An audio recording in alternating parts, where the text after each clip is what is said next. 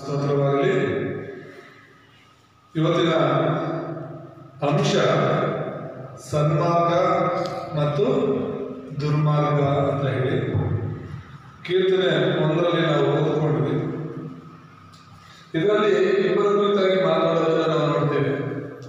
ಸನ್ಮಾರ್ಗ ಅಂದ್ರೆ ಒಳ್ಳೆ ಮಾರ್ಗದಲ್ಲಿ ನಡೆಯುವವರು, ದುರ್ಮಾರ್ಗ ಅಂದ್ರೆ ದುಷ್ಟರ ಮಾರ್ಗದಲ್ಲಿ ನಡೆಯುವಂಥವರು. ಸೊ ಕೀರ್ತನೆ 1:1-6 ವಿಷಯವನ್ನ ನಾವು ಧ್ಯಾನಿಸೋಣ. ಕಳೆದ ಭಾನುವಾರ ಯೋಗದ ಬಗ್ಗೆ ನಾವು ನೋಡಿದ್ವಿ. ಯೋಗದ ಜೀವಿತದಲ್ಲಿ ನಡೀತದೆ, ಒಂದು ಒಳ್ಳೆ ಶಿಷ್ಯನಾಗಿ ಯಾವ ರೀತಿ ಇದ್ದ ಅನ್ನೋದರ ಕುರಿತಾಗಿ ನಾವು ನೋಡಿದ್ವಿ. ಇಡೀ ಆ ಯೋಗದ ಪುಸ್ತಕದಲ್ಲಿರುವಂತಹ 42 ಅಧ್ಯಾಯಗಳನ್ನ ಸಂಕ್ಷಿಪ್ತವಾಗಿ ನಾವು ಅರ್ಥ ಮಾಡಿಕೊಂಡು ಇವತ್ತಿನಿಂದ ಕೀರ್ತನೆಗಳಲ್ಲಿ ಕೆಲವು ಮುಖ್ಯವಾದ ಕೀರ್ತನೆಗಳನ್ನ ಮಾತ್ರ ಒಂದೊಂದು ವಾರ ನೋಡ್ತಾ ಹೋಗೋಣ. ಎಲ್ಲವೂ ಮುಖ್ಯನೇ, ಆದರೆ ನಾವು ತಿಳ್ಕೋಬೇಕಾಗಿರುವಂತಹ ತುಂಬ ಮುಖ್ಯವಾದಂಥದ್ದನ್ನ ನಾವು ಧ್ಯಾನಿಸೋಣ. ಇವತ್ತಿನ ಅಂಶ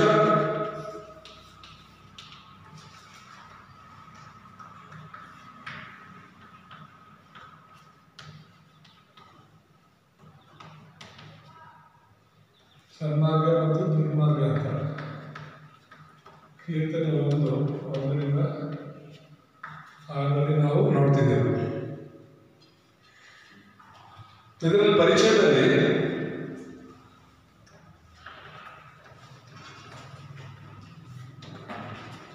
ನೀನು ಯಾರ ಮಾತು ಕೇಳ್ತಿದ್ದೀಯ?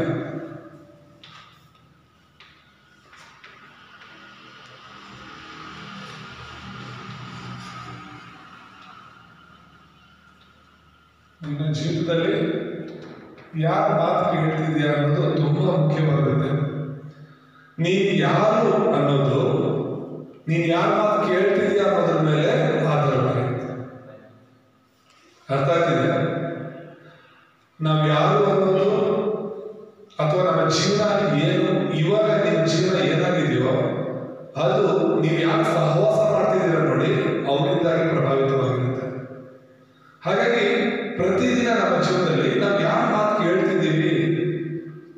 ಕಳೆದ ಹೊಸ ವರ್ಷದ ಸಂದೇಶದಲ್ಲಿ ನಾನು ಹೇಳಿದೆ, ಮನುಷ್ಯನ ಮಾತನ್ನ ನಾವು ಕೇಳಬೇಕು, ಅದನ್ನು ಕೇಳಿಸ್ಕೋಬೇಕು, ಆದರೆ ಅದರಂತೆ ನಾವು ನಡೆಯೋದ ಅವಶ್ಯಕತೆ ಇಲ್ಲ.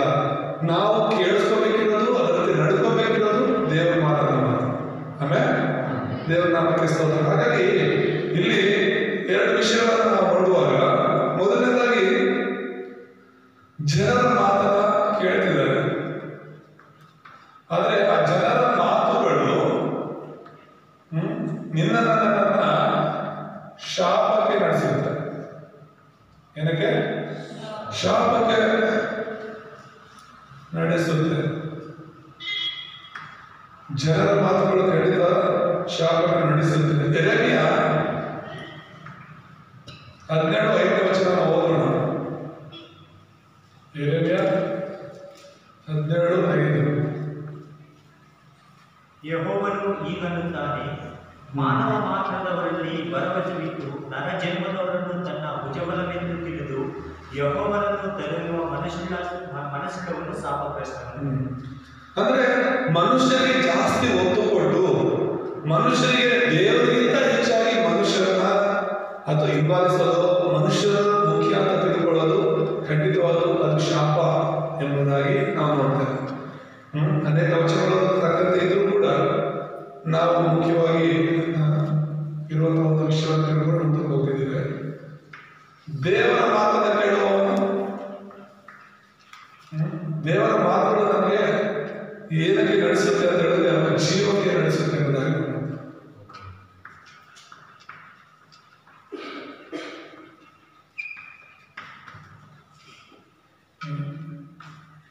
ಯೋಹಾನ ಸುವಾರ್ತೆ 5ನೇ ಅಧ್ಯಾಯ 24 ಯೋಹಾನ 5:24 ಯೋಹಾನ 5:24. ನಿಮಗೆ ನಿಜವಾಗಿ ಹೇಳುತ್ತೇನೆ, ನನ್ನ ವಾಕ್ಯವನ್ನು ಕೇಳಿ ನನ್ನನ್ನು ನನ್ನ ವಾಕ್ಯವನ್ನು ಕೇಳಿ ನನ್ನನ್ನು ಕಳಿಸಿದಾತನನ್ನು ನಂಬುವನು ನಿತ್ಯ ಜೀವವನ್ನು ಹೊಂದುತ್ತಾನೆ. ಆಮೆನ್. ಹಲ್ಲೆಲೂಯಾ. ಅಂದ್ರೆ ಯೇಸು ಸ್ವಾಮಿ ಹೇಳಿದ ಮಾತು, ಯಾರ ಮಾತು ಕೇಳಬೇಕು ನೀವು ಅಂತ? ನನ್ನ ಮಾತು ಕೇಳಬೇಕು. ಯೇಸುವಿನ ಮಾತು, ದೇವರ ಮಾತು ನಮಗೆ ಜೀವ ಕೊಡುತ್ತೆ. ಅದು ನಿತ್ಯ ಜೀವ. ಆಮೇಲೆ ಮನುಷ್ಯರ ಮಾತು, ಈಗ ಆದಾಮ ಅವ್ವ ಏನೇನು ತೋಟದಲ್ಲಿರ್ತಾರೆ, ದೇವರ ಮಾತು ಕೇಳಿಕೊಂಡು ಜೀವ ಪಡ್ಕೊಂಡು ಆಶೀರ್ವಾದದಲ್ಲಿರುವಂತ ಅವರು ಯಾವಾಗ ಸೈತಾನನ ಮಾತು ಕೇಳ್ತಾರೋ ಜೀವ ಕಳ್ಕೊಂತಾರೆ. ಯಾವಾಗ ಸೈತಾನ ಮಾತು ಕೇಳ್ತಾರೋ ಅವ್ರು ಶಾಪಗ್ರಸ್ತರಾಗ್ತಾರೆ. ಸೊ ಇಲ್ಲಿರುವಂತ ನಾವೆಲ್ಲರೂ ಕೂಡ ಇಷ್ಟು ದಿನ ಸೈತಾನ ಮಾತು ಕೇಳಿದ್ದು ಸಾಕು, ಇಷ್ಟು ದಿನ ಮನುಷ್ಯರ ಮಾತು ಕೇಳಿದ್ದು ಸಾಕು. ಈಗ ಕೇವಲ ಅಂದ್ರೆ ಕೇವಲ ದೇವರ ಮಾತು ಕೇಳೋಣ. ಹೊಸ ವರ್ಷದಲ್ಲಿ ಕೂಡ ಮುಕ್ತಾಯದಲ್ಲಿ ನಾವು ನೋಡಿದ್ದೇನು, ಒಂದು ಸಂದೇಶ ಪೂರ್ತಿ ನಾವು ನೋಡಿದ್ದು 3 ವಿಷಯಗಳು. ಒಂದು ದೇವರ ವಾಕ್ಯ, ಎರಡನೇದು ಪ್ರಾರ್ಥನೆ, ಮೂರನೇದು ಸುವಾರ್ಥ ಸೇವೆ. ಈ 3 ವಿಷಯಗಳ ಮೇಲೆ ನಾವು ಯಾವಾಗಲೂ ಮನಸ್ಸಿಡಬೇಕು. ಮೊದಲು ವಾಕ್ಯವನ್ನು ನಾವು ಇಟ್ಕೋಬೇಕು, ಆಮೇಲೆ ಪ್ರಾರ್ಥಿಸುವವರಾಗಿರ್ಬೇಕು, ಆಮೇಲೆ ಸೇವೆ ಮಾಡುವವರಾಗಿರ್ಬೇಕು ಎಂಬುದಾಗಿ ಈ ಒಂದು ಹೊಸ ವರ್ಷದ ಒಂದು ತೀರ್ಮಾನ ಅದಾಗಿರ್ಬೇಕು. ಯಾವಾಗ ಆ ಒಂದು ತೀರ್ಮಾನದೊಳಗೆ ನಾವು ಪ್ರಾರ್ಥಿಸ್ತೇವೋ ದೇವರು ನಮಗೆ 5 ಬಲಗಳನ್ನ ಅನುಗ್ರಹಿಸ್ತಾರೆ ಎಂಬುದಾಗಿ ನಾವು ನೋಡ್ತೇವೆ. ವಾಕ್ಯಕ್ಕೆ ನಾವು ಬರುವಾಗ ಮುಖ್ಯ ಸಂದೇಶದಲ್ಲಿ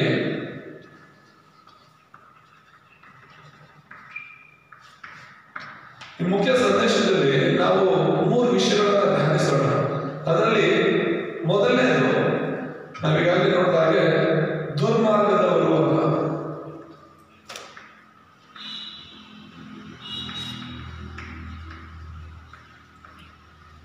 ಬೈಬಲಲ್ಲಿ ಕೀರ್ತನೆ 1ನೇ ಕೀರ್ತನೆ ಹೇಳುವಾಗ ದುರ್ಮಾರ್ಗದವರು ಯಾರು, ಆ ದುರ್ಮಾರ್ಗದವರು ಅಂತ ಹೇಳಿ ಕೀರ್ತನೆ 1:1ರಲ್ಲಿ ತುಂಬಾ ಸ್ಪಷ್ಟವಾಗಿದೆ. ದುರ್ಮಾರ್ಗದವರು ಅಂತ ಹೇಳಿದ್ರೆ ಖಂಡಿತವಾಗ್ಲೂ ಸೈತಾನನ ಮಾರ್ಗ ಅದು. ಸೈತಾನನ ಮಾರ್ಗದಲ್ಲಿ ಹೋಗುವಂತವರು ಎಂಬುದಾಗಿ ನಾವು ನೋಡ್ತೇವೆ. ಯೋಹಾನ ಸುವಾರ್ತೆ 8:44ರಲ್ಲಿ ನಾವು ಅದನ್ನು ನೋಡ್ತೇವೆ. ಸೈತಾನನು ಸುಳ್ಳುಗಾರನು. ಯಾರು ಸೈತಾನ? ಸುಳ್ಳುಗಾರನು. ಹಾಗಾಗಿ ಸೈತಾನ ಯಾವಾಗಲೂ ಸುಳ್ಳನ್ನೇ ಹೇಳುವನಾಗಿರ್ತಾನೆ, ಮತ್ತೆ ಜನರ ಮೂಲಕ ಕೂಡ ಅವನು ಸುಳ್ಳನ್ನೇ ಹೇಳಿಸ್ತಾನೆ. ಹಾಗಾಗಿ ಸೈತಾನನ ಮಾತನ್ನ ನಾವು ಕೇಳಬಾರದು. ಇಲ್ಲಿ ದುರ್ಮಾರ್ಗ, ದುಷ್ಟರ ಮಾರ್ಗ, ಪಾಪಿಗಳ ಮಾರ್ಗ ಯಾವುದು ಏನು ಅಂತ ನಾವು ನೋಡುವಾಗ ಬೈಬಲಲ್ಲೇ ನಾವು ಈಗಾಗಲೇ ಓದ್ಕೊಂಡ್ವಿ. ಕೀರ್ತನೆ 1:1ರಲ್ಲಿ ಹೇಳುತ್ತೆ, ಯಾವನು ದುಷ್ಟರ ಆಲೋಚನೆಯಂತೆ ನಡೆಯದೆ, ಪಾಪರ ಮಾರ್ಗದಲ್ಲಿ ನಿಂತುಕೊಳ್ಳದೆ, ಧರ್ಮನಿಂದಕರೊಡನೆ ಕೂತುಕೊಳ್ಳದೆ ಇರಬೇಕು ಎಂಬುದಾಗಿ. ಹಾಗಾದ್ರೆ ದುರ್ಮಾರ್ಗ ಏನು ಎಂಬುದಾಗಿ ನೋಡುವಾಗ ಮೊದಲನೇ ಏನಂತ ಇದೆ? ದುಷ್ಟರ ಆಲೋಚನೆ.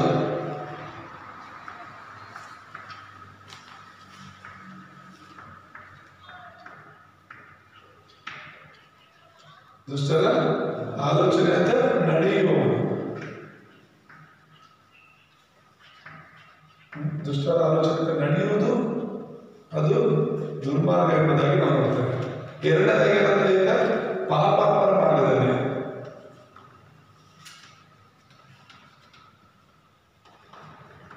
ಪಾಪಾತ್ಮರ ಮಾರ್ಗದಲ್ಲಿ ನಡೆಯುವವನು, ನಿಂತುಕೊಳ್ಳುವನು.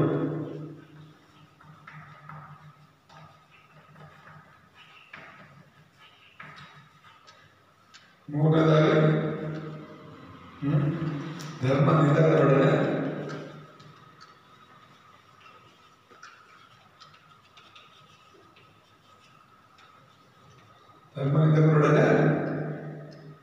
ಕೂತುಕೊಳ್ಳು.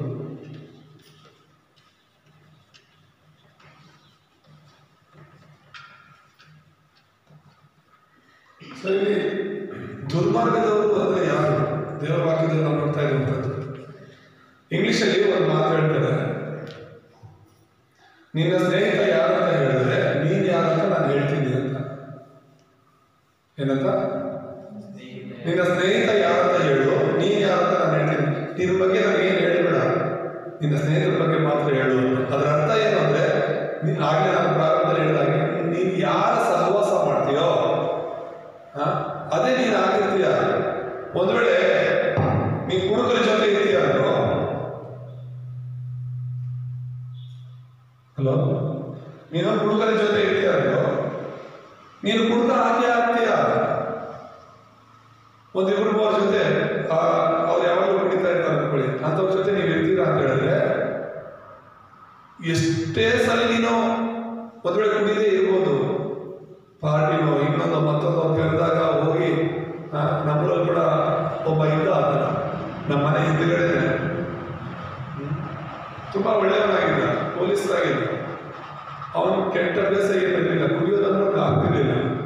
ಫ್ರೆಂಡ್ಸ್ ಎಲ್ಲ ಕುಡಿತಿದ್ರು, ಅವನ ಜೊತೆ ಹೋಗ್ತಿದ್ದ. ಆದರೆ ಅದು ಬಿರಿಯಾನಿನೋ ಚಿಕನೋ ಫಿಶೋ ಏನಾದರೂ ಅವರ ಸೈಡ್ಗೆ ತಗೊಂತಾರ, ಅದನ್ನು ಮಾತ್ರ ಹೊಟ್ಟೆ ತುಂಬ ತಿಳ್ಕೊಂಡು ಬರ್ತಿದ್ದ ಅಷ್ಟೇ. ಆದರೆ ಯಾವತ್ತೂ ಕುಡಿತಿರ್ಲಿಲ್ಲ, ನನಗೆ ಗೊತ್ತಿತ್ತು. ಆದರೆ ಒಂದಂತೂ ನನಗೆ ಗೊತ್ತಿತ್ತು, ಇವ್ನು ಇವತ್ತೆಲ್ಲ ನಾಳೆ ಕುಡಿತಾನೆ ಅಂತ. ಯಾಕಂತ ಹೇಳಿದ್ರೆ ಸಹವಾಸ ದೋಷ. ಸೊ ಹಾಗೆ ಮಾಡ್ತಾ ಮಾಡ್ತಾ ಕೆಲವು ವರ್ಷಗಳ ನಂತರ ಅವನು ಕೂಡ, ಯಾಕಂದ್ರೆ ಲೈಫಲ್ಲಿ ಸಮಸ್ಯೆಗಳು ಬಂದೇ ಬರುತ್ತೆ, ಕಷ್ಟಗಳು ಬಂದೇ ಬರುತ್ತೆ. ಬಿಡು, ನಾನು ಕುಡಿದೇ ಇದ್ದು ಏನು ಸಾಧನೆ ಮಾಡಿದ್ದೀನಿ, ಆ ನೋವು ಮರೆಯೋದಕ್ಕೋ ದುಃಖ ಮರೆಯೋದಕ್ಕೋ ಇವತ್ತು ಕುಡಿದ್ಬಿಡೋಣ ಅಂತ ಹೇಳ್ಬಿಟ್ಟು ಪ್ರಾರಂಭವಾಗುವಂಥವ್ರ ಜೀವಿತ ಕುಡುಕರಾಗಿ ಮಾಡ್ಕೊಟ್ಬಿಡ್ತಾರೆ. ಅದು ಅವ್ರ ಸ್ವಭಾವನೇ ಆಗ್ಬಿಡುತ್ತೆ. ಯಾವತ್ತೋ ಒಂದಿನ ಕುಡಿತಾ ಇದ್ದಂಥದ್ದು ಪ್ರತಿದಿನ ಕುಡಿಯೋದಕ್ಕೆ ಶುರು ಮಾಡ್ತಾರೆ, ದಿನ ಪೂರ್ತಿ ಕುಡಿಯೋದಕ್ಕೆ ಶುರು ಮಾಡ್ತಾರೆ. ಅಂದ್ರೆ ಏನ್ ಹೇಳ್ತಿದ್ದೀನಿ ಅಂದ್ರೆ, ಜಸ್ಟ್ ಒಂದು ಎಕ್ಸಾಂಪಲ್, ಉದಾಹರಣೆ. ಇದೇ ರೀತಿಯಲ್ಲೇ ಒಬ್ಬ ಕಳ್ಳನ ಸಹವಾಸ ಮಾಡ್ತೀವ ಅಂದ್ರೆ, ನೀನು ಕಳ್ಳತನ ಮಾಡದಿರ್ಬೋದು, ಆದ್ರೆ ನೀನು ಕಳ್ಳನಾಗಿ ಮಾರ್ಪಟ್ಟೇ ಪಡ್ತೀಯ. ಕಾರಣ ನಿನ್ನ ಜೀವನದಲ್ಲಿ ಕೂಡ ಹಣದ ಅವಶ್ಯಕತೆಗಳು ಬಂದಾಗ ಆ ಕಳ್ಳತನ ಅನ್ನೋದು ತುಂಬಾ ಸುಲಭವಾದ ಮಾರ್ಗವಾಗಿಬಿಡುತ್ತೆ. ನಿನ್ನ ಫ್ರೆಂಡ್ ಮಾಡ್ಕೊಳ್ಳೋದನ್ನೆಲ್ಲ ನೋಡಿ ನೋಡಿ ನಾನು ಕೂಡ ಇದನ್ನ ಮಾಡೋಣ ಬಿಡು ಅಂತ ಹೇಳ್ಬಿಟ್ಟು, ಕಷ್ಟ ಬಂದಾಗ ಬೇರೆ ದಾರಿ ಇಲ್ಲದೆ ಆಲ್ರೆಡಿ ಅದು ಮುದ್ರೆ ಆಗ್ಬಿಟ್ಟಿರುತ್ತೆ ಕಳ್ಳತನ ಅನ್ನುವಂಥದ್ದು. ಸೊ ಹೋಗ್ತಾರೆ. ಅದೇ ರೀತಿ ಹೇಳ್ತಿರೋದು, ನಾವು ಯಾರ ಸಹವಾಸ ಮಾಡ್ತೀವೋ, ಯಾರ ಜೊತೆ ಇರ್ತೀವೋ, ಅದೇ ಸ್ವಭಾವ, ಅದೇ ಆಲೋಚನೆಗಳು ನಮಗೆ ಬರುತ್ತೆ. ಹಾಗಾಗಿ ದೇವರು ತುಂಬಾ ಸ್ಪಷ್ಟವಾಗಿ ಹೇಳ್ತಾರೆ, ದುಷ್ಟರ ಆಲೋಚನೆ ಅಂತ ನೀನು ನಡೆಯಬೇಡ. ದುಷ್ಟರ ಆಲೋಚನೆ ಯಾವಾಗಲೂ ದೇವರ ವಿರುದ್ಧವಾಗಿರುತ್ತೆ. ಮತ್ತೆ ಪಾಪದ ಮಾರ್ಗದಲ್ಲಿ ಪಾಪಿಗಳು ಹೋಗೋ ಮಾರ್ಗ ಅದು ನರಕಕ್ಕೆ ಹೋಗುವಂಥದ್ದು. ಆ ಮಾರ್ಗದಲ್ಲಿ ನಿಂತ್ಕೋಬೇಡ, ನಿಂತ್ಕೊಂಡ್ರೆ ನೀವು ಹೋಗ್ಲೇಬೇಕಾಗುತ್ತೆ ಆ ಮಾರ್ಗದಲ್ಲಿ. ನಾನು ಹಾಗೆ ಹೇಳ್ತಾನೆ, ನಾನು ಕುಡಿಯಲ್ಲ, ಜಸ್ಟ್ ಜೊತೆ ಕಂಪನಿ ಕೊಡ್ತೀನಿ ಅಷ್ಟೇನೆ, ನಾನು ಯಾವತ್ತೂ ಮುಟ್ಟಲ್ಲ ಅಂತ ಹೋಗೋ ಫ್ರೆಂಡ್ಸೇ ಇವತ್ತು ಅವ್ರ ಫ್ರೆಂಡ್ಸ್ ಬಿಟ್ಟಿದ್ರು ಕೂಡ ಇವ್ರು ಬಿಟ್ಟಿರಲ್ಲ ಕುಡಿಯೋದು, ಅಷ್ಟು ದೊಡ್ಡ ಕುಡುಕರಾಗಿಟ್ಟಿದ್ದಾರೆ. ಹಾಗಾಗಿ ಅಂತ ಅವ್ರು ಸಹವಾಸ ಮಾಡಲಿರೋದೇ ಪರವಾಗಿಲ್ಲ. ಮತ್ತೆ ನಾವು ನೋಡೋದು, ಧರ್ಮ ನಿಂದಕರಾದ ದೇವರನ್ನ ನಿಂದಿಸುವವರು, ದೇವರ ವಾಕ್ಯವನ್ನು ನಿಂದಿಸುವವರು, ಸತ್ಯವನ್ನ ಸಹಿಸದೇ ಇರುವಂತವರ ಸಹವಾಸ ಮಾಡಬೇಡ ಅಂತಾನೆ ಬೈಬಲ್ ಹೇಳುತ್ತೆ. ಧರ್ಮ ನಿಂದನೆ ಅಂದ್ರೆ ಏನು? ದೇವರನ್ನ ನಿಂದಿಸುವವರು, ಸುವಾರ್ತೆ ನಿಂದಿಸುವವರು, ಯೇಸುವನ್ನ ನಿಂದಿಸುವವರು, ಅಂಥವ್ರ ಜೊತೆ ನಾವಿರೋದ ಅವಶ್ಯಕತೆ ಇಲ್ಲ. ಅಂಥವ್ರ ಜೊತೆ ನಾವು ಕೂತ್ಕೊಳ್ಳೇಬಾರದು, ಅಂಥವ್ರ ಜೊತೆ ಸಹವಾಸ ಮಾಡಲೇಬಾರದು. ಯಾಕಂತ ಹೇಳಿದ್ರೆ ಅವರು ನಮ್ಮನ್ನು ಕೂಡ ಕೆಡಿಸ್ತಾರೆ, ನಮ್ಮನ್ನು ಕೂಡ ಇಲ್ಲಿರುವಂಥ ಆಲೋಚನೆಯನ್ನು ಕೊಡ್ತಿರ್ತಾರೆ. ನಾನು ಹೇಳ್ತಿದ್ದೀನಲ್ಲ, ಕೋಟೆಯಲ್ಲಿ ಒಂದು ಹುಡುಗಿ ಯೂತ್ ಮೀಟಿಂಗ್ ಬರ್ತಾ ಇತ್ತು. ಭಾನುವಾರ ನಾನು ಪ್ರೇಯರ್ ಮುಗಿಸ್ಕೊಂಡು ಮಧ್ಯಾಹ್ನ ಮೇಲೆ ಯೂತ್ ಮೀಟಿಂಗ್ ನಡ್ಸಕ್ಕಂತ ಹೇಳ್ಬಿಟ್ಟು ಅನ್ಗುಡ್ಗೂ ಹೋಗ್ತಾ ಇದ್ದೆ. ತಿಂಗಳಿಗೊಂದ್ಸಲಿ ಕೋಟೆಗೂ ಹೋಗ್ತಾ ಇದ್ದೆ. ಕೋಟೆಗೆ ಒಂದು ವಾರ ಮತ್ತೆ ಅನ್ಗುಡ್ಗೆ ಒಂದು ವಾರ. ಸೊ ಅಲ್ಲಿ ಒಂದು ಹುಡುಗಿ ಬರ್ತಾ ಇತ್ತು, ತುಂಬಾ ಭಯಭಕ್ತಿಯಲ್ಲಿ ತುಂಬಾ ಚೆನ್ನಾಗಿ ದೇವರ ವಾಕ್ಯ ಕಲಿತಾ ಇತ್ತು. ಆದರೆ ಅವ್ರ ಮದುವೆ ಆಗಿದ್ದು ಒಬ್ಬ ಯೆಹೋವ ವಿಟ್ನೆಸ್, ಯೆಹೋವನ ಸಾಕ್ಷಿ, ಜೆಹೋವ ವಿಟ್ನೆಸ್ ಅಂತೀವಿ. ಯೆಹೋವನ ಸಾಕ್ಷಿಯನ್ನ ಆ ಒಂದು ಸಿದ್ಧಾಂತವನ್ನ ನಂಬಿರೋ ಹುಡುಗನ ಮದುವೆ ಆಯಿತು. ಮದುವೆ ಆಗಿ ಹೋಯ್ತು. ಈಗ ಕೆಲವು ತಿಂಗಳ ಹಿಂದೆ ಅಲ್ಲಿ ಕೋಟೆಯಲ್ಲಿ ಒಬ್ಬ ಸಿಸ್ಟರ್ ಅವ್ರಿಗೆ ಫೋನ್ ಮಾಡಿ ಹೇಳ್ತಾ ಇದ್ರು, ಈ ಥರ ದೇವ್ರ ಬಗ್ಗೆ ಚರ್ಚೆ ಮಾಡ್ತಾ, ಅವ್ರ ಚರ್ಚೆಗೂ ಹೋಗ್ತಿಲ್ಲ. ಜಯಶಾಲಿ ಅಂತ ಹೇಳ್ಬಿಟ್ಟು ಒಬ್ರದ್ದು ವಿಡಿಯೋಸ್ ಬರುತ್ತಲ್ಲ ತೆಲುಗಲ್ಲಿ, ಯೂಟ್ಯೂಬಲ್ಲೆಲ್ಲ ಅವ್ರದ್ದು ಇರುತ್ತೆ. ಸೊ ಅವ್ರನ್ನ ಹಿಂಬಾಲಿಸ್ತಿರ್ತಾರೆ, ಭಾನುವಾರ ಅವ್ರದ್ದು ವಿಡಿಯೋ ಹಾಕೊಂಡು ಕೂತಿರ್ತಾರೆ, ಗಂಡ ಹೆಂಡತಿ ಆ ವಾಕ್ಯಗಳನ್ನು ಬರ್ಕೊತಾರೆ. ಅವ್ರು ಹೇಳೋ ವಾಕ್ಯಗಳನ್ನು ಬರ್ಕೊಂಡು ಮತ್ತೆ ಅವ್ರ ಗಂಡ ಕೂಡ ಫುಲ್ ಟೀಚಿಂಗ್ ಮಾಡಿ ಅವಳ ಮೈಂಡನ್ನು ಕೂಡ ಬದಲಾವಣೆ ಮಾಡಿದ್ದಾರೆ. ಒಂದು ಕಡೆ ತ್ರಿಯೇಕ ದೇವರು ಅದರ ಬಗ್ಗೆ ಇರುವಂಥ ವಚನಗಳು, ಇನ್ನೊಂದು ಕಡೆ ಯೇಸು ದೇವರಲ್ಲ ಅನ್ನುವಂಥ ವಚನಗಳನ್ನು ಬರ್ಕೊಂಡಿದ್ದಾರೆ. ಬರ್ಕೊಂಡು ಆ ವಾಕ್ಯದ ಅದನ್ನು ಕಳಿಸ್ಬಿಟ್ಟು ಈ ಥರ ಇದೆ. ಆ ವಾಕ್ಯದ ವಿರುದ್ಧವಾಗಿ ಯಾವತ್ತೂ ಮಾತಾಡ್ತಿಲ್ಲ, ಅವರೇ ಸ್ವಾರ್ಥ ಹೇಳಿ ಅವರ ದೇವರು ನಡೆಸ್ತಿದ್ದು. ಅದಕ್ಕೆ ಈ ಥರ ಇದೆ, ಇದು ನಿಜ ತಾನೇ ಅನ್ನೋ ರೀತಿಯಲ್ಲಿ ಮಾತಾಡ್ತಾ ಇದ್ದಾರೆ. ಆದರೆ ಆ ವಾಕ್ಯನಿಗೆ ನಾನು ಯಾವ ರೀತಿ ಹೇಳಬೇಕು ಗೊತ್ತಾಗ್ತಿಲ್ಲ ಅಂತ ಹೇಳ್ಬಿಟ್ಟು ತಕ್ಷಣ ನನಗೆ ಫೋನ್ ಮಾಡಿ ಅವ್ರು ಕಳಿಸಿರೋದನ್ನ ಆ ಫೋಟೋ ನನಗೆ ಕಳಿಸಿ, ಅಪ್ಪ ಈ ಥರ ಇದೆ, ಹಿಂಗೆ ಹೇಳ್ತಾ ಇದ್ದಾಳೆ, ಅವಳು ಯಾಕೆ ಈ ಥರ ಮಾತಾಡ್ತಿಲ್ಲ ಅವಳು ಗೊತ್ತಿಲ್ಲ ನನಗೆ ಅವಳಿಗೆ ಹೇಳೋಕ್ಕೂ ಬರಲ್ಲ, ನೀವು ಬನ್ನಿ ಸ್ವಲ್ಪ ಮಾತಾಡಿ. ಸರಿ ಆಯಿತು ಅಂತ ತಕ್ಷಣ ಹೋಗಿ ಅವ್ರು ಫೋನಲ್ಲೇ ಇದ್ದಿದ್ದು. ಆದರೆ ಇವ್ರ ಮನೆಗೆ ಹೋಗ್ಬಿಟ್ಟು ಇರುವಾಗಿ ಫೋನ್ ಮಾಡಿದಾಗ ಎಲ್ಲ ಕೆಲಸ ಅದು ಊಟ ಬರೋಕ್ಕೆ ಹೋಗಿತ್ತಂತೆ ಗಂಡನಿಗೆ. ಒಂದು ಅರ್ಧ ಗಂಟೆ ಮಾಡ್ತೀನಂದ್ರೆ ಅರ್ಧ ಗಂಟೆ ತನಕ ಇವರಿಗೆ ಮನೇಲಿರೋರಿಗೆಲ್ಲರೂ ಆ ದೇವ್ರ ಬಗ್ಗೆ, ಪ್ರಿಯಕ ದೇವ್ರ ಬಗ್ಗೆ ಹೇಳ್ತಾ ಇದ್ದೆ.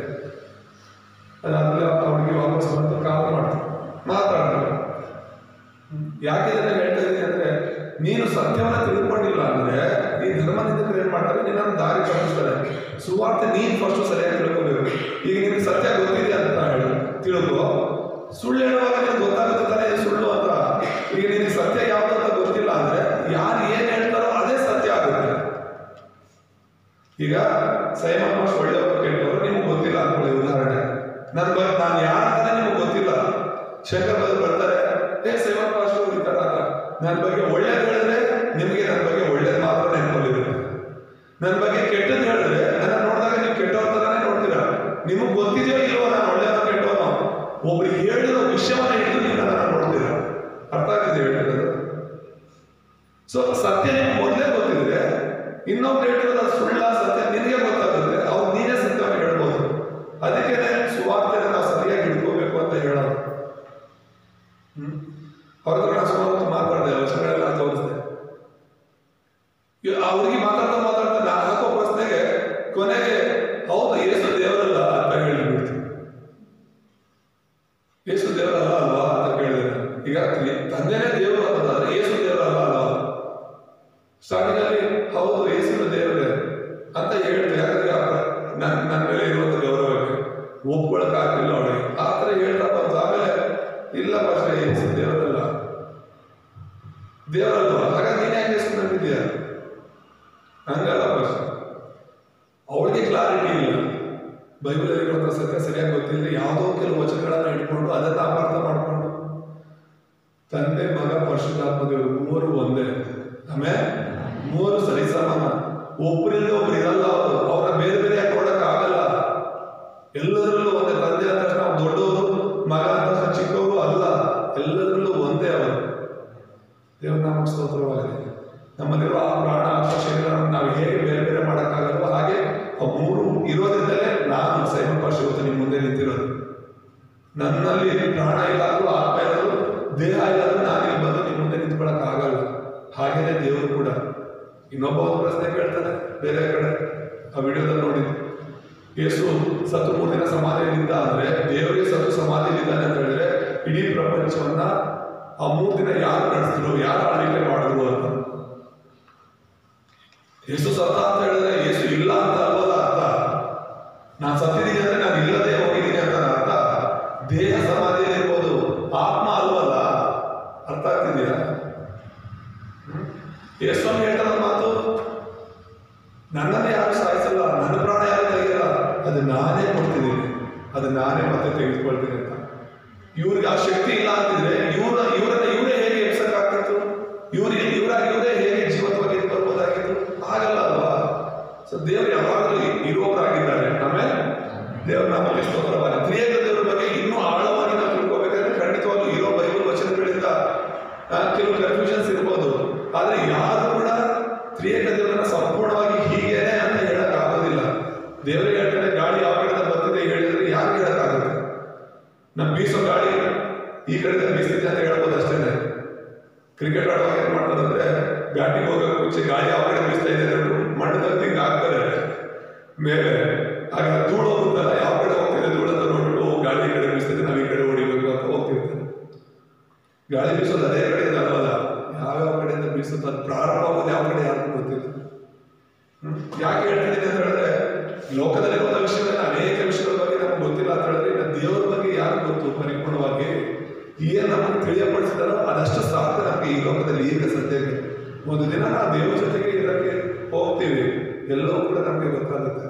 ಈಗಿರುವಂತ ಈ ಚಿಕ್ಕ ಜ್ಞಾನದಿಂದ ಎಲ್ಲ ತಿಳ್ಕೊಳ್ಳೋದಕ್ಕೆ ಆಗೋದಿಲ್ಲ. ನಾವು ಏನ್ ಮಾಡ್ಬೇಕು ಏನ್ ಮಾಡಬಾರ್ದು ಅನ್ನೋದನ್ನ ದೇವರು ತಿಳಿಯಪಡಿಸ್ತಾರೆ, ಅದನ್ನ ನಾವು ತಿಳ್ಕೊಬೇಕಾಗಿರೋದು. ದುರ್ಮಾರ್ಗ ಅಂದ್ರೆ ಸೈತಾನನ ಮಾರ್ಗ. ಸೈತಾನನು ನಮ್ಮನ್ನ ದಾರಿ ತಪ್ಪಿಸೋದಕ್ಕೆ ಹಾವಿಂದಲೂ ಮಾತಾಡ್ತಾನೆ, ಪ್ರಾಣಿಗಳ ಮೂಲಕನೂ ಮಾತಾಡ್ತಾನೆ, ದುರಾತ್ಮಗಳಿಂದ ಮಾತಾಡ್ತಾನೆ, ಅನ್ಯ ಜನರಿಂದ ಮಾತಾಡ್ತಾನೆ, ಅನೇಕ ಸಲ ನಮ್ಮ ಸ್ನೇಹಿತರ ಜೊತೆನೆ ಮಾತಾಡ್ತಾನೆ, ನಮ್ಮ ಕುಟುಂಬದವರ ಜೊತೆನೆ ಮಾತಾಡ್ತಾನೆ. ನಾವು ತಿಳ್ಕೋಬೇಕು ಅದು ಯಾರ ಸ್ವರ ಯಾರ ಮಾತು ಅಂತ ಹೇಳ್ಬಿಟ್ಟು. ಹಾಗೆ ಎರಡನೇದಾಗಿ ನಾವು ನೋಡುವಾಗ ಸನ್ಮಾರ್ಗದವರು ಅಂತ ಹೇಳ್ಬಿಟ್ಟು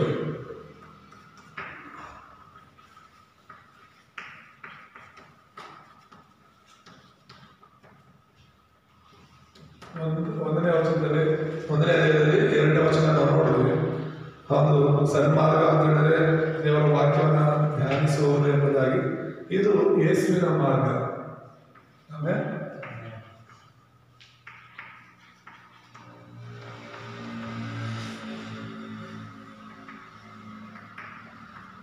ಪ್ರಕಟಣೆಯಲ್ಲಿ 1:3 ಓದ್ಕೊಳ್ಳೋಣ. ಪ್ರಕಟಣೆ 1:3. ಈ ಪ್ರವಾದನ ವಾಕ್ಯಗಳನ್ನು ಓದುವಂಥವರು, ಕೇಳುವಂಥವರು, ಈ ಪ್ರವಾದನೆಯಲ್ಲಿ ಬರೆದಿರುವ ಮಾತುಗಳನ್ನು ಕೈಗೊಂಡು ನಡೆಯುವಂಥವರು ಧನ್ಯರು. ಅವು ನೆರವೇರುವ ಸಮಯವು ಸಮೀಪವಾಗಿದೆ. ದೇವರ ವಾಕ್ಯವನ್ನ ಓದುವವರು, ದೇವರ ವಾಕ್ಯವನ್ನು ಕೇಳುವಂಥವರು,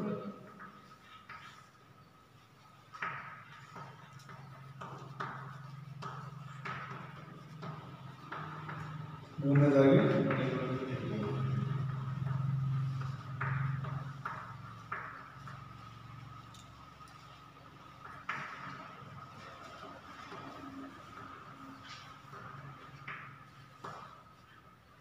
ಯಾರು ಧನ್ಯರು? ಕೀರ್ತನೆ 1:2 ನಾವು ನೋಡ್ತೇವೆ, ಯೆಹೋವನ ಧರ್ಮಶಾಸ್ತ್ರದಲ್ಲಿ ಆನಂದ ಪಡುವವನಾಗಿ ಅದನ್ನೇ ಹಗಲಿರುಳು ಧ್ಯಾನಿಸುತ್ತಿರುವನು. ಹಗಲು ಎರಡು ಧ್ಯಾನಿಸುತ್ತಿರುವನು ಎಷ್ಟೋ ಧನ್ಯ. ಯಾರು ಧನ್ಯರು ಅಂತ ದೇವರ ವಾಕ್ಯ ಹೇಳ್ತಾ ಇರೋದು? ವಾಕ್ಯವನ್ನ ಓದುವವನು. ದೇವ ಭಾಷೆ ನಮ್ಗೆ ಓದಕ್ಕೆ ಬರಲ್ಲ, ಆಯ್ತು ಕೇಳಿಸ್ಕೋ, ದೇವರ ವಾಕ್ಯ ಕಿವಿ ಕೊಟ್ಟಿದ್ದಾರಲ್ವಾ. ಎಷ್ಟೋ ಜನಕ್ಕೆ ಕಿವಿಗಳಿದ್ದು ದೇವರ ವಾಕ್ಯ ಕೇಳ್ತಾ ಇಲ್ಲ. ದೇವರು ಯಾಕೆ ಕಿವಿ ಉಳ್ಳವನು ಕೇಳೋದು ಅಂತ ಹೇಳ್ತಾರೆ ಅಂದ್ರೆ, ಕೇಳುವ ಕಿವಿಗಳು ಎಲ್ಲರಿಗೂ ಇಲ್ಲ. ಕೇಳುವ ಕಿವಿಗಳು ಅಂದ್ರೆ ಅದರಂತೆ ನಡೆದುಕೊಳ್ಳುವಂಥವ್ರು ಅಂತ ಅರ್ಥ. ನನಗೆ ಗೊತ್ತು ಅಷ್ಟೇ ಈ ವಾಕ್ಯ ಏನ್ ಪ್ರಯೋಜನ ಗೊತ್ತಿದ್ರು ಕೂಡ ನೀನು ಅದರಂತೆ ನಡೀತಿಲ್ಲ ಅಂತ ಹೇಳಿದ್ರೆ, ವಾಕ್ಯ ಗೊತ್ತಿರುವ ನಿನಗೂ ವಾಕ್ಯವೇ ಗೊತ್ತಿಲ್ಲದೆ ಯೇಸುವನ್ನೇ ನಂಬದೇನು ಅಂತ ಇನ್ನೊಬ್ಬರಿಗೂ ವ್ಯತ್ಯಾಸ ಏನಿದೆ?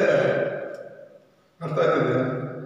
ವಾಕ್ಯ ತಿಳಿದಿದ್ದು ಕೂಡ ನಾನು ತಪ್ಪು ಮಾಡ್ತಾ ಇದ್ದು, ವಾಕ್ಯ ತಿಳಿದಿದ್ದು ನಾನು ಅದರಂತೆ ನಡೀತಾ ಇಲ್ಲ, ಮತ್ತೆ ಇನ್ನೊಬ್ಬರಿಗೆ ವಾಕ್ಯನೇ ಗೊತ್ತಿಲ್ಲ. ಇಬ್ಬರಿಗೂ ವ್ಯತ್ಯಾಸನೇ ಇಲ್ಲ, ಇಬ್ರು ಒಂದೇನೆ. ತಿಳಿದಿರುವಂತ ನೀವು ಅದರಂತೆ ನಡೆಯೋದಿದೆಯಲ್ಲ, ಅದು ತುಂಬಾನೇ ಮುಖ್ಯ. ವಾಕ್ಯ ನಾನು ದಿನಾ ವಾಕ್ಯ ಓದ್ತೀನಿ, ಫಸ್ಟ್ ಬೈಬಲ್ ಓದಿದ್ರೆ ನಮ್ಗೆ ಏನೋ ಅಂತಾರ. ತುಂಬಾ ಜನ ವಿಶ್ವಾಸಗಳಿದ್ದಾರೆ ಆ ಥರ. ಬೆಳಿಗ್ಗೆ ಎದ್ದ ತಕ್ಷಣ ಬೈಬಲ್ ಓದ್ಬೇಕು ಅಷ್ಟೇ. ಬೆಳಿಗ್ಗೆ ಎದ್ದ ತಕ್ಷಣ ನಾವು ಪ್ರಾರ್ಥನೆ ಮಾಡ್ಬಿಡ್ಬೇಕು, ಇಲ್ಲಾಂದ್ರೆ ಏನೋ ಒಂಥರ ದಿನವೆಲ್ಲ ಒಂಥರ ಇರುತ್ತೆ.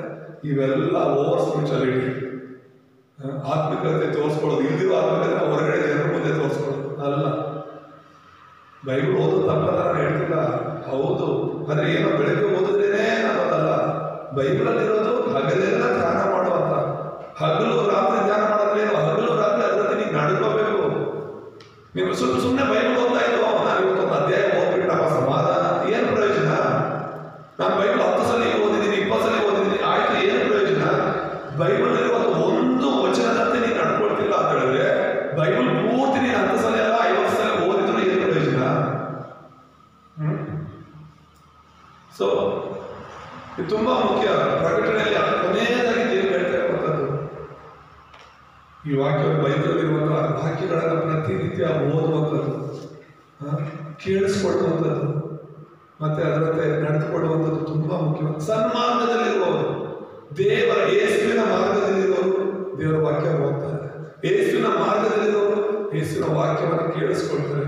ಯೇಸುವಿನ ವಾಕ್ಯದ ಮಾರ್ಗದಲ್ಲಿರುವವರು ಖಂಡಿತವಾಗಲೂ ಯೇಸುವಿನ ವಾಕ್ಯವನ್ನ ಕೇಳಿಸ್ಕೊಂಡದಂತೆ ನಡೀತಾರೆ. ನಮ್ಗೆ ಯಾರು ಬಲವಂತ ಮಾಡಬೇಕಾಗಿಲ್ಲ. ಈ ಎರಡು ಮುಖದವ್ರ ತರ ನಾವಿರಬಾರ್ದು. ಎರಡು ಮುಖ ಅಂತ ಹೇಳಿದ್ರೆ ದೇವರ ಮಕ್ಕಳ ಮುಂದೆ ಒಂಥರ ಇರೋದು, ಆಮೇಲೆ ಸಭೆಗೆ ಬಂದಾಗಲೇ ಒಂಥರ ಇರೋದು, ಸಭೆಗೆ ಹೊರಗಡೆ ಹೋದಾಗಲೇ ಒಂಥರ ಇರೋದು ಅಲ್ಲ. ನಿನ್ನ ಸ್ವಭಾವ ಬದಲಾಗಬಾರ್ದು. ಅದೇ ನಮ್ಮ ಗೋಸುಂಬೆ ಅಂತಾರಲ್ಲ, ಗೊತ್ತಾ? ಅದೇ ತರ ನಮ್ಮ ಜೀವನ ಬದಲಾಗಬಾರ್ದು. ಅದೇನ್ ಮಾಡುತ್ತೆ ಅಂದ್ರೆ, ಯಾವ ಒಂದು ಬಣ್ಣದ ಯಾವ ಬಣ್ಣ ಇರುತ್ತೋ ಆ ಬಣ್ಣಕ್ಕೆ ಬದಲಾಗುತ್ತೆ ಅಂತ. ಹಸಿರಿಗಿದ್ರೆ ಅದು ಕೂಡ ಹಸಿರಾಗ್ಬಿಡುತ್ತೆ. ಹಳದಿ ಕಲರ್ ಇರುವಂತ ಜಾಗಕ್ಕೆ ಬಂದ್ರೆ ಅದು ಹಳದಿ ಕಲರ್ ಆಗ್ಬಿಡುತ್ತೆ ಅಂತ. ನಮ್ಮ ಜೀವನ ಹಾಗಾಗಬಾರ್ದು. ಬರೀ ಚರ್ಚೆ ಬಂದ ತಕ್ಷಣ ನಾವು ಪರಿಶುದ್ಧ ತರ ಇರ್ಬಿಡೋದು, ಹೊರಗಡೆ ಹೋದ ತಕ್ಷಣ ಇನ್ನೊಂದು ತರ ಇರೋದು ಅಲ್ಲ. ನಮ್ಮ ಜೀವನ ಯಾವಾಗಲೂ ಒಂದೇ ತರ ಇರಬೇಕು. ಆ ಸನ್ಮಾರ್ಗವನ್ನು ಬಿಟ್ಟು ದುಷ್ಟರ ಮಾರ್ಗದಲ್ಲಿ ನಾವು ಹೋಗಬಾರ್ದು. ಅಲ್ಲೂಯ ಯಾವಾಗಲೂ ಕೂಡ ಇದನ್ನ ಮನಸ್ಸಲ್ಲಿ ಇಟ್ಕೋಬೇಕು.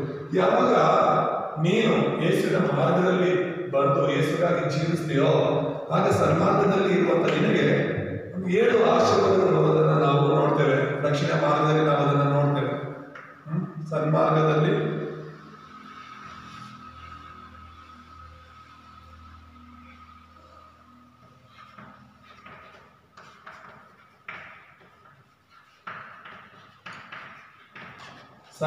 ಸನ್ಮಾರ್ಗದವರ 7 ಆಶೀರ್ವಾದಗಳನ್ನ ನಾವು ನೋಡ್ತೇವೆ. ಇದನ್ನ 1, 3ರಿಂದ 3ರಲ್ಲಿ ನಾವು ನೋಡ್ಬೋದು. ಇದರಲ್ಲಿ ನಾವು ನೋಡುವಂಥದ್ದು ದೇವರ ಮಕ್ಕಳ ಒಂದು ಆಶೀರ್ವಾದ ಅಂತ.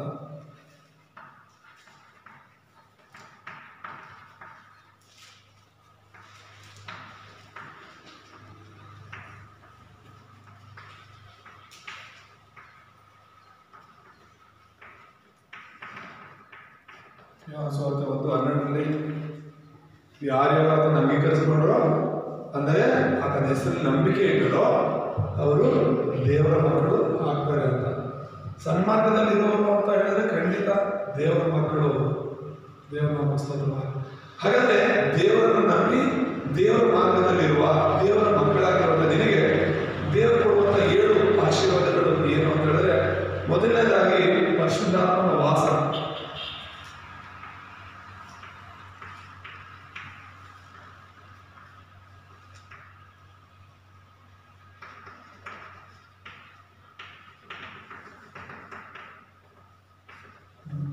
ಸೈತಾನನು ವಾಸ ಮಾಡ್ತಿದ್ದಂತ ನಮ್ಮ ಹೃದಯದಲ್ಲಿ, ದುಷ್ಟನ ಒಂದು ವಾಸವಾಗಿದ್ದಂಥ ನಮ್ಮ ಜೀವನದಲ್ಲಿ, ದುರಾತ್ಮಗಳಿದ್ದಂಥ ನಮ್ಮ ಜೀವನದಲ್ಲಿ ದೇವರೇ ಬಂದು ನಮ್ಮ ಜೀವನದಲ್ಲಿ ವಾಸ ಮಾಡ್ತಾರೆ. ಆಮೇಲೆ ನೀನು ನಾನು ಪರಿಶುದ್ಧಾತ್ಮನ ಆಲಯಗಳಾಗಿ ಮಾರ್ಪಡ್ತೀವಿ. ಅಲ್ಲಿ ಪೌಲನು ಕೇಳ್ತಾನೆ, ನೀವು ದೇವರ ಮಕ್ಕಳೆಂದು ದೇವರ ಆತ್ಮ ನಿಮ್ಮಲ್ಲಿ ವಾಸ ಮಾಡ್ತಾರಂತ ನಿಮಗೆ ಗೊತ್ತಿಲ್ವಾ? ಯಾರಿದ್ದಾರೆ ನಿನ್ನಲ್ಲಿ? ದೇವರ ಆತ್ಮ. ಸನ್ಮಾರ್ಗದಲ್ಲಿ ನೀನು ನಡೆಯುವಾಗ, ಮತ್ತೆ ಸುವಾರ್ತೆಯಲ್ಲಿ 7ನೇ ಅಧ್ಯಾಯದಲ್ಲಿ ನಾವು ನೋಡ್ತೀವಿ, ಅದ್ಭುತದಲ್ಲಿ 2 ಮಾರ್ಗಗಳು. ಒಂದು ಅಗಲವಾದ ಮಾರ್ಗ ಇದೆ, ಇನ್ನೊಂದು ಇಕ್ಕಟ್ಟಾದ ಮಾರ್ಗ ಇದೆ. ಅಗಲವಾದ ಮಾರ್ಗ ದುರ್ಮಾರ್ಗ, ಇಕ್ಕಟ್ಟಾದ ಮಾರ್ಗ ಸನ್ಮಾರ್ಗ, ಯೇಸುವಿನ ಮಾರ್ಗ. ಹಾಗಾಗಿ ಜನರೆಲ್ಲರೂ, ಈ ಲೋಕದವರೆಲ್ಲರೂ ಕೂಡ ಅಗಲವಾದ ಮಾರ್ಗದಲ್ಲಿ ಹೋಗೋದಕ್ಕೆ ಇಷ್ಟಪಡ್ತಾ ಇದ್ದಾರೆ. ಅಗಲವಾದ ಮಾರ್ಗ ಅಂದ್ರೆ ಏನು? ನನ್ನ ಇಷ್ಟ, ನನ್ನ ಆಸೆ, ನನ್ನ ಉದ್ದೇಶ, ನನ್ನ ಗುರಿ. ಯಾರೆಲ್ಲ ನನ್ನ ಇಷ್ಟ, ನನ್ನ ಜೀವನ, ನನ್ನ ಇಷ್ಟ ಅಂತ ಇದೆಯೋ ಅವರು ಅಗಲವಾದ ಮಾರ್ಗದಲ್ಲಿ ಹೋಗ್ತಾ ಇದ್ದಾರೆ ಅಂತ ಅರ್ಥ. ಯಾರು ಎಲ್ಲವನ್ನ ಅವರು ಸ್ವಂತ ಆಲೋಚನೆಗಳನ್ನ, ಈ ಲೋಕದ ಎಲ್ಲ, ನಾವು ಲೋಕದಲ್ಲಿದ್ರು ಲೋಕದವರಲ್ಲ ಅಂತ ದೇವವಾಕ್ಯ ಹೇಳುತ್ತೆ. ಆಮೇಲೆ ನಾವಿಲ್ಲಿ ಈ ಲೋಕದಲ್ಲಿದ್ರು, ಪಾಪಿಗಳ ಮಧ್ಯದಲ್ಲಿದ್ರು, ಈ ಒಂದು ದುಷ್ಟರ ಮಧ್ಯದಲ್ಲಿದ್ರು, ಪಾಪಾತ್ಮರ ಮಧ್ಯದಲ್ಲಿದ್ರು, ನಾವು ಈ ಲೋಕವನ್ನು ಬಿಟ್ಟು ಹೋಗೋ ತನಕ ಕೂಡ ಈ ಒಂದು ಪರಿಸ್ಥಿತಿಯಲ್ಲಿ ನಾವು ಇರಬೇಕಾಗುತ್ತೆ. ಆದ್ರೂ ಕೂಡ ನಾವು ಸನ್ಮಾರ್ಗವನ್ನ ಹಿಂಬಾಲಿಸೋದು ತುಂಬಾ ಮುಖ್ಯ. ಅದು ಇಕ್ಕಟ್ಟಾದ ಮಾರ್ಗವಾಗಿರುತ್ತೆ. ಈ ಲೋಕದಲ್ಲಿರೋದ್ರಿಂದ, ಈ ಲೋಕ ಸೈತಾನ್ ಆಗಿರೋದ್ರಿಂದ, ಈ ಪ್ರಪಂಚದಿಂದ ದೇವರು ಸೈತಾನ್ ಆಗಿರೋದ್ರಿಂದ, ಸಿಂಹದೋಪಾದಿಯಲ್ಲಿ ಅವನು ದೇವರ ಮಕ್ಕಳನ್ನ ಹಾಳು ಮಾಡಬೇಕು ಅಂತ ತಿರುಗ್ತಾ ಇರೋದ್ರಿಂದ ನಮ್ಮ ಜೀವನ ನಿಜವಾಗ್ಲೂ ಇಕ್ಕಟ್ಟೆ. ಯೇಸುಗಾಗಿ ಬದುಕೋದು ಪ್ರತಿದಿನ ಅದು ಚಾಲೆಂಜ್, ಸವಾಲು. ಮನೆಗೆ ಹೋದ್ರೆ ಮನೆಯವರು ನಿನ್ನ ದೇವರಿಂದ, ದೇವರ ವಿಷಯದಿಂದ ದೂರ ಮಾಡಕ್ಕೆ ಪ್ರಯತ್ನ ಮಾಡ್ತಿರ್ಬೋದು. ನಮ್ಮದೇ ಇರೋದು, ನಿನ್ನ ಕುಟುಂಬದಲ್ಲಿ ಯಾರು ನಮ್ಮದೇ ಇರೋದಿದೆ. ನಿನ್ನ ಸ್ನೇಹಿತರು ಪ್ರತಿದಿನ ಫೋನ್ ಮಾಡಿದ್ರು, ನೀನು ಸಿಕ್ಕಾಗೆಲ್ಲ ಏನು ಏಸು ಅಂತ ಅದನ್ನು ಹೇಳ್ಕೊಂಡ್ಬಿಟ್ಟಿದೆಯಲ್ಲ, ಪ್ರತಿದಿನ ನಿನ್ನ ಯೇಸುವಿನಿಂದ ದೂರ ಮಾಡಕ್ಕೆ ಪ್ರಯತ್ನ ಮಾಡ್ತಿರ್ಬೋದು. ನೀನು ಕೆಲಸ ಮಾಡ್ಕೊಂಡು ಜಾಗದಲ್ಲಿ ಮನೆ ಭಾಗ್ಯ ಹೋಗಿ ದೀಕ್ಷೆ ಸಂತೊಳಗೆ ಬಂದ ಹೇಳ್ತಿದ್ದಲ್ಲ, ನೀನೇನಾದ್ರೂ ದೀಕ್ಷೆ ತಗೊಂಡು ಯೇಸು ಸೇರ್ಕೊಂಡ್ಬಿಟ್ಟೆ ನೀನು ಮನೇಲಿ ಕಾಲು ಬಿಟ್ಕೊಂಡು. ಸೊ ಇವೆಲ್ಲ ಎದುರಿಸಬೇಕಾಗುತ್ತೆ. ನಾವು ಯೇಸು ಬೇಕು ಅಂದ್ರೆ ಇಕ್ಕಟ್ಟಾದ ಮಾರ್ಗ ನಾವು ಹೋಗ್ಬೇಕಾಗುತ್ತೆ. ಅದು ಜೀವದ ಮಾರ್ಗ. ಅಗಲವಾದ ಮಾರ್ಗ ಅದು ನಾಶದ ಮಾರ್ಗ. ಸೈತಾನ್ ಮಾರ್ಗ ಅದು ನಾಶದ ಮಾರ್ಗ. ಆದ್ರೆ ಇಕ್ಕಟ್ಟಾದ ಮಾರ್ಗ ಅದು ಯೇಸುವಿನ ಮಾರ್ಗ, ಅದು ನಿತ್ಯ ಜೀವನ ನಡೆಸುವಂತ ಮಾರ್ಗ. ಆಮೇಲೆ ಹಾಗಾಗಿ ಆ ಒಂದು ಮಾರ್ಗದಲ್ಲಿ ನೀನು ಹೋಗುವಾಗ ಖಂಡಿತವಾಗಲೂ ಕೂಡ ಪರಿಶುದ್ಧ ಆತ್ಮ, ಯಾವಾಗ ನೀನು ತೀರ್ಮಾನ ಮಾಡ್ತೀಯೋ ಸನ್ಮಾರ್ಗದಲ್ಲಿ ಹೋಗೋದಕ್ಕೆ, ಯಾವಾಗ ನೀನು ಯೇಸುವಲ್ಲಿ ನಂಬಿಕೆ ಇಡೋದಕ್ಕೆ ತೀರ್ಮಾನ ಮಾಡ್ತೀಯೋ, ರೋಮಪುರದವರಿಗೆ 10ನೇ ಅಧ್ಯಾಯದಲ್ಲಿ 9:10 ಹೇಳುವ ಹಾಗೆ, ಯಾರು ಹೃದಯದಲ್ಲಿ ನಂಬಿ ಬಾಯಿಂದ ಆರೈಕೆ ಮಾಡ್ತಾರೋ ಅವರು ದೇವರ ಮಕ್ಕಳಾಗ್ತಾರೆ. ಆಮೇಲೆ ಆ ಕ್ಷಣದಲ್ಲಿ ಅವರು ದೇವರ ಮಕ್ಕಳಾಗ್ತಾರೆ. ಹಾಗಾಗಿ ಪರಿಶುದ್ಧಾತ್ಮ ದೇವರು ಅವರಲ್ಲಿ ವಾಸ ಮಾಡ್ತಾರೆ. ವಾಸ ಮಾಡುವಂತಹ ಪರಿಶುದ್ಧಾತ್ಮ ದೇವರು ಪವಿತ್ರ ಆತ್ಮ ಏನ್ ಮಾಡುತ್ತೆ? ಮಾರ್ಗದರ್ಶನ ಮಾಡ್ತಾರೆ.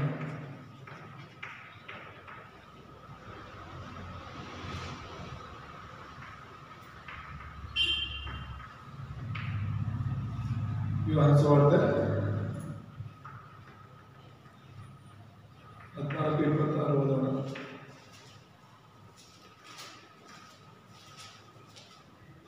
ಯೋಹಾನ ಸುವಾರ್ತೆ 14:26. ಆದರೆ ಆ ಸಹಾಯಕನು ಬಂದರೆ ನನ್ನ ಹೆಸರಿನಲ್ಲಿ ತಂದೆಯು ಕಳುಹಿಸಿಕೊಡುವ ಪವಿತ್ರಾತ್ಮನೆಯನ್ನು ಎಲ್ಲವನ್ನು ಕಳುಹಿಸಿ ನಾನು ನಿಮಗೆ ಹೇಳಿರುವುದರಿಂದ ನೇರವಾಗಿ ಕಳುಹಿಸುತ್ತೇನೆ. ಆಮೇಲೆ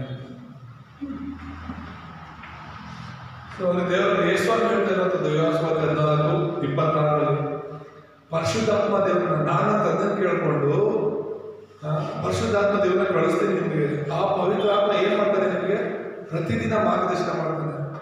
ಪ್ರತಿದಿನ ಏನ್ ಮಾಡ್ಬೇಕು, ನೀನು ಯಾವ ಮಾರ್ಗದಲ್ಲಿ ಹೋಗ್ಬೇಕು ಅಂತ. ಹೇಗೆ?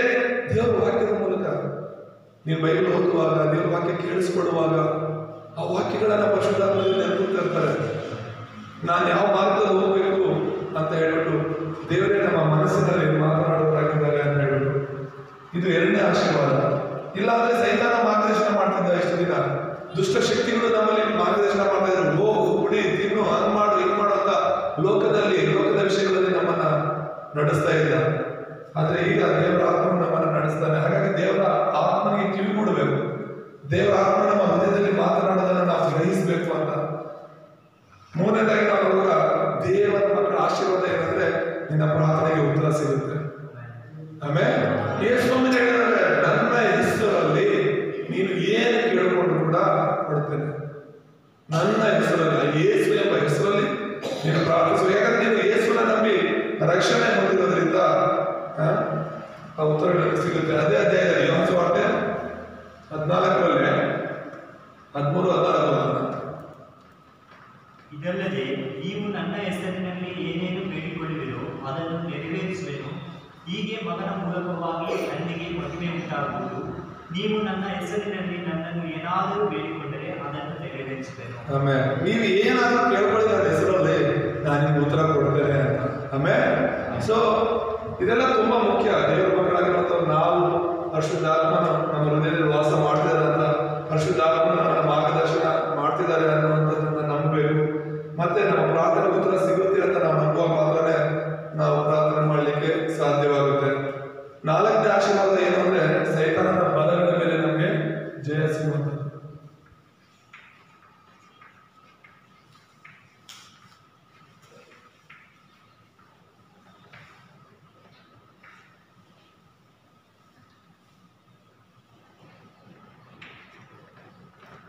ಲೂಕ 10:19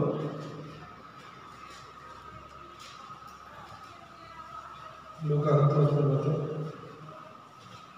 ನೋಡಿರಿ, ಅವುಗಳ ಮೇಲೆ ಚೇಳುಗಳ ಮೇಲೆ ಹಿರಿಯ ಸಮಸ್ತಾಪಗಳನ್ನು ಕೊಟ್ಟಿದ್ದೇನೆ. ಯಾವುದರ ಮೇಲೆ ಕೇಳಿ ಮಾಡುವುದೇ ಇಲ್ಲ. ಆಮೇಲೆ ನಾವು ನೋಡ್ತಿರೋಂಥದ್ದು ಯಾವುದು ನಿಮಗೆ ಕೇಳು ಮಾಡೋದೇ ಇಲ್ಲ. ಇಷ್ಟು ದಿನ ಒಂದು ವೇಳೆ ಯೇಸುನ ನಂಬದೇ ಇರುವ ಜೀವನದಲ್ಲಿ ದುರಾತ್ಮಗಳು ಬಂದು ಕಾರ್ಯ ಮಾಡ್ತಾ ಇರುತ್ತೆ. ಪ್ರತಿದಿನ ಅವರಲ್ಲಿ ಅವರ ಕುಟುಂಬದಲ್ಲಿ ಸಮಸ್ಯೆಗಳು ಮಾಡ್ತಾನೆ ಇರ್ತದೆ. ಹಾಗೆ ಅದಕ್ಕೆ ಸೈತಾನ ನಾವು ಅವಕಾಶ ಕೊಡಬಾರ್ದು. ಅವನ ಗದರಿಸಿ ಅವನ ನಿಮ್ಮನ್ನ ಬಿಟ್ಟು ಕೊಡೋಗ್ತಾನೆ ಅಂತ. ಗದರಿಸಿ ಅಂದ್ರೆ ಅವನ ನಮ್ಮ ಜೊತೆ ಇದ್ದಾನೆ ಅಂತ, ನಮ್ಮ ಹತ್ರ ಇರ್ತಾನೆ. ಪ್ರತಿದಿನ ನಮ್ಮನ್ನ ತೊಂದರೆ ಮಾಡೋದಕ್ಕೋ, ನಮ್ಮನ್ನ ಹಾಳು ಮಾಡೋದಕ್ಕೋ, ಕದ್ದುಕೊಳ್ಳೋದಕ್ಕೋ ಪ್ರಯತ್ನ ಮಾಡ್ತಾನೆ ಇರ್ತಾನೆ. ಅವ್ರನ್ನ ನಾವು ಅವಕಾಶ ಕೊಡಬಾರ್ದು.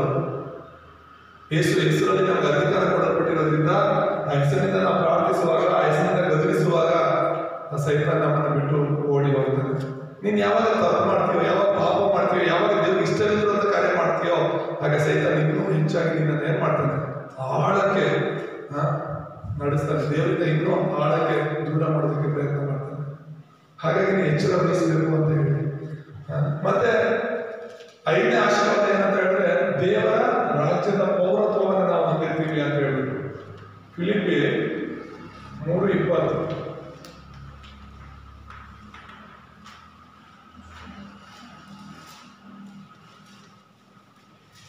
ಫಿಲಿಪಿಯರಿಗೆ 3:20. ಕರ್ತನಾದ ಯೇಸು ಕ್ರಿಸ್ತನು ಅಲ್ಲಿಂದಲೇ ರಕ್ಷಕನಾಗಿ ಬರುವುದನ್ನು ಎದುರು ನೋಡುತ್ತಾ ಇದ್ದೇವೆ. ಆಮೇಲೆ ಅದಕ್ಕಿಂತ ಸ್ವಲ್ಪ ಮೇಲೆ ಅವರು ಪ್ರಪಂಚದ ಕಾರ್ಯಗಳ ಮೇಲೆ ಮನಸ್ಸಿರುವವರು, ನಾವಾದರೂ ಪರಲೋಕ ಸಂಸ್ಥಾನದವರ. ಪರಲೋಕ ಸಂಸ್ಥಾನದವರು. ನಾವಾದರೂ ಪರಲೋಕ ಸಂಸ್ಥಾನ. ಪರಲೋಕ ಸಂಸ್ಥಾನದವರು ಅಂದ್ರೆ ಏನು? ಪರಲೋಕದವರು, ಪರಲೋಕ ರಾಜ್ಯದವರು ಅಂತ. ಹಾಗಾಗಿ ಯೇಸುವಲ್ಲಿ ಯಾರು ನಂಬಿಕೆ ಇಟ್ಟು ಸನ್ಮಾರ್ಗದಲ್ಲಿ ಹೋಗ್ತಾ ಇದ್ದಾರೋ ಅವರು ಯಾವ ರಾಜ್ಯದವರು? ಪರಲೋಕ ಸಂಸ್ಥಾನದವರು, ಪರಲೋಕ ರಾಜ್ಯದವರು. ನಮ್ಮ ಹೆಸರುಗಳು ಪರಲೋಕದಲ್ಲಿ ಅಜ್ಜಿಯ ಗ್ರಂಥದಲ್ಲಿ ಬರೆಯಲ್ಪಟ್ಟಿದೆ.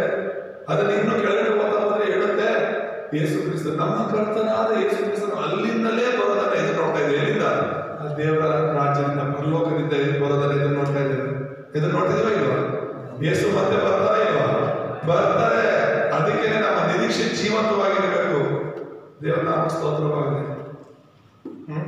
ಮತ್ತೆ 6ನೇ ಆಶೀರ್ವಾದ, ದೇವರ ಸಹಾಯವನ್ನ ನಾವು ನೋಡ್ತೇವೆ. ಇಲ್ಲಿ ಯೇಸು ಸ್ವಾಮಿನೇ ಹೇಳಿರುವಂತದ್ದು ಇಬ್ರಿಯರಿಗೆ 1:14 ಓದೋಣ. ದೇವದೂತರು ನಮ್ಗೆ ಯಾವಾಗಲೂ ಸಹಾಯ ಮಾಡೋದಕ್ಕೆ ಕಳಿಸಲ್ಪಟ್ಟಿದ್ದಾರೆ. ಇಬ್ರಿ 1:14.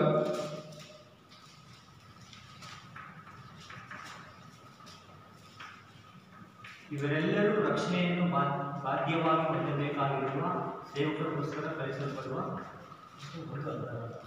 1:14. ಇವರೆಲ್ಲರೂ ರಕ್ಷಣೆಯನ್ನು ಬಾಧ್ಯವಾಗಿ ಹೊಂದಬೇಕಾಗಿರುವ ಸೇವೆಗೋಸ್ಕರ ಕಳುಹಿಸಲ್ಪಡುವ ಊಳಿಗದ ಆತ್ಮಗಳು. ಯಾರಾದ್ರೂ ಊಳಿಗದ ಆತ್ಮಗಳು, ಸಹಾಯದ ಆತ್ಮಗಳು ಅಂತ. ಊಳಿಗದ ಆತ್ಮಗಳು ಅಂದ್ರೆ ಸಹಾಯದ ಆತ್ಮಗಳು. ಅದು ಯಾರ ಬಗ್ಗೆ ಹೇಳ್ತಾ ಇದ್ದಾರೆ? ದೇವದೂತರ ಬಗ್ಗೆ.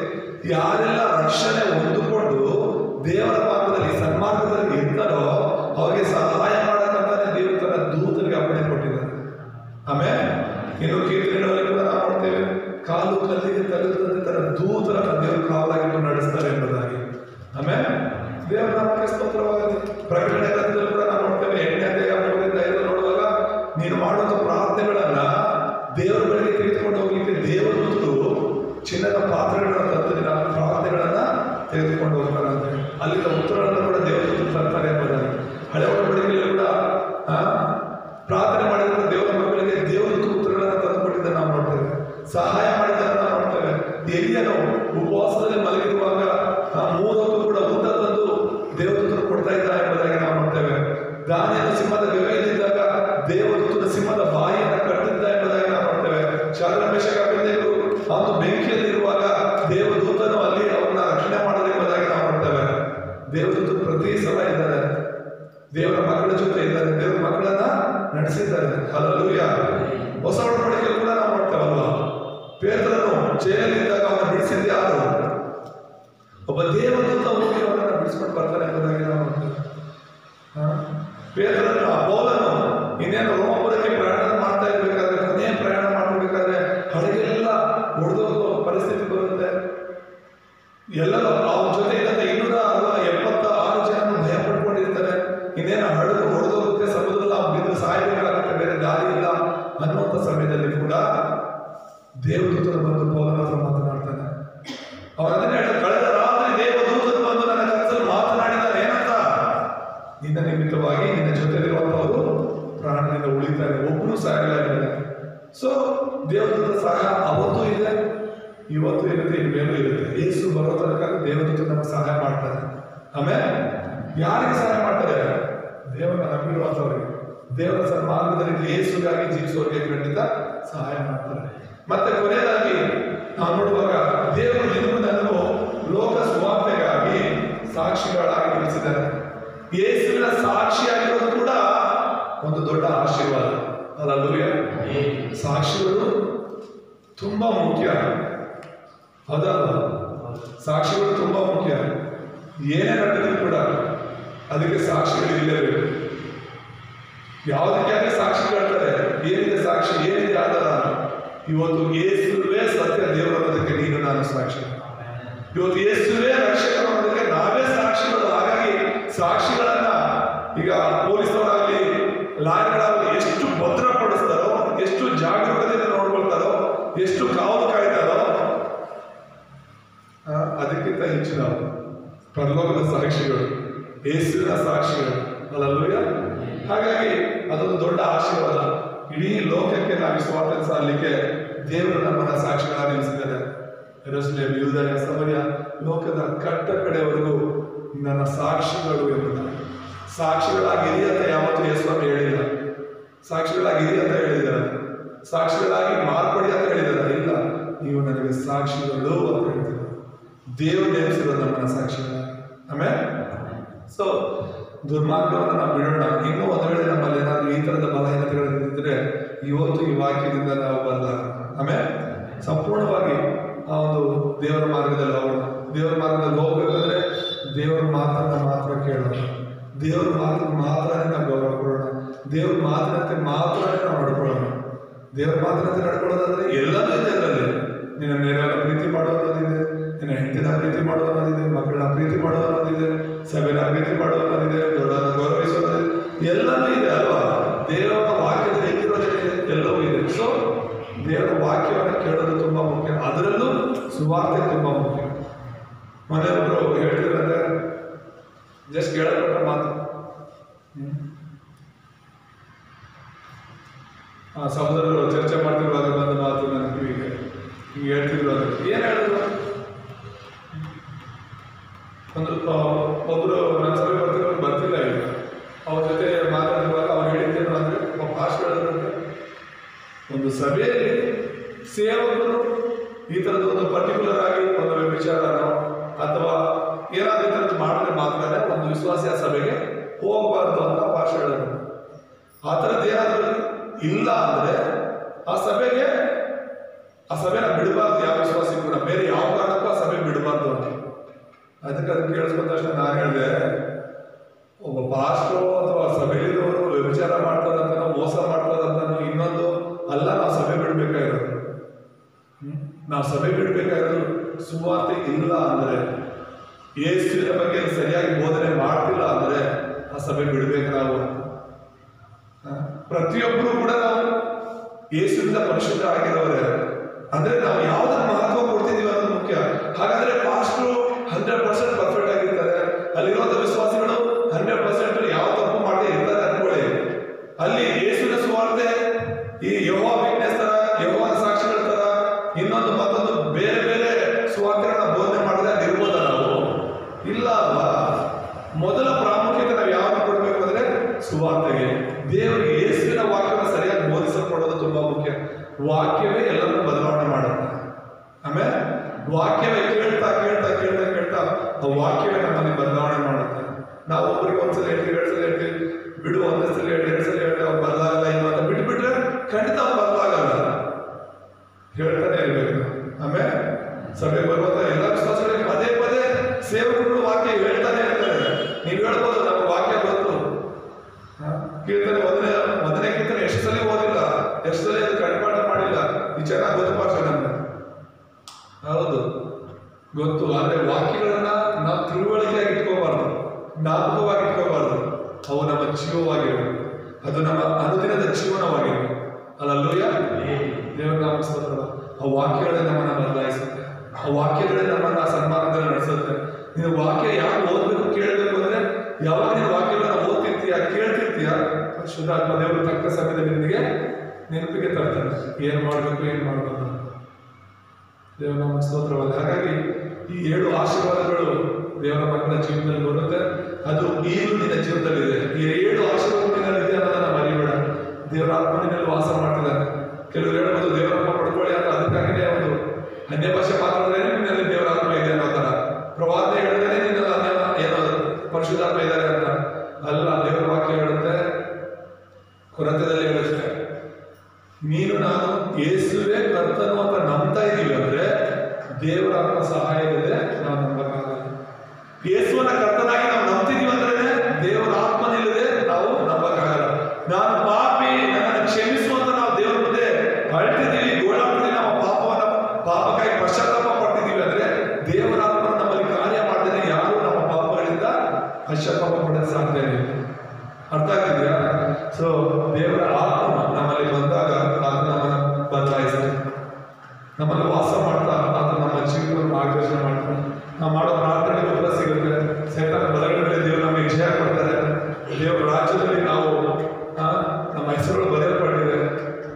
ಹಾಗಾಗಿ ದೇವರು ನಮಗೆ ಸಹಾಯ ಮಾಡ್ತಾರೆ. ಪರಲೋಕದವರಾಗಿರೋದ್ರಿಂದ ಪರಲೋಕದ ದೂತರು ನಮಗೆ ಸಹಾಯ ಮಾಡ್ತಾರೆ. ಮತ್ತೆ ದೇವರು ನಮ್ಮನ್ನ ಆತನ ಸಾಕ್ಷಿಯಾಗಿ ಲೋಕದ ಕಟ್ಟ ಕಡೆಯವರೆಗೂ ಉಪಯೋಗಿಸ್ತಾರೆ. ಮತ್ತೆ ನಾವು ನೋಡುವಾಗ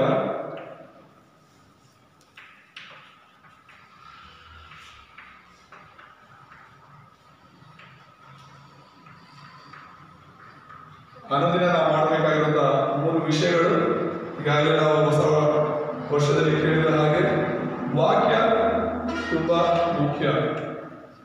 ಎರಡನೇದಾಗಿ ಪ್ರಾರ್ಥನೆ, ಮೂರನೇದಾಗಿ ಸುವಾರ್ಥ ಸೇವೆ.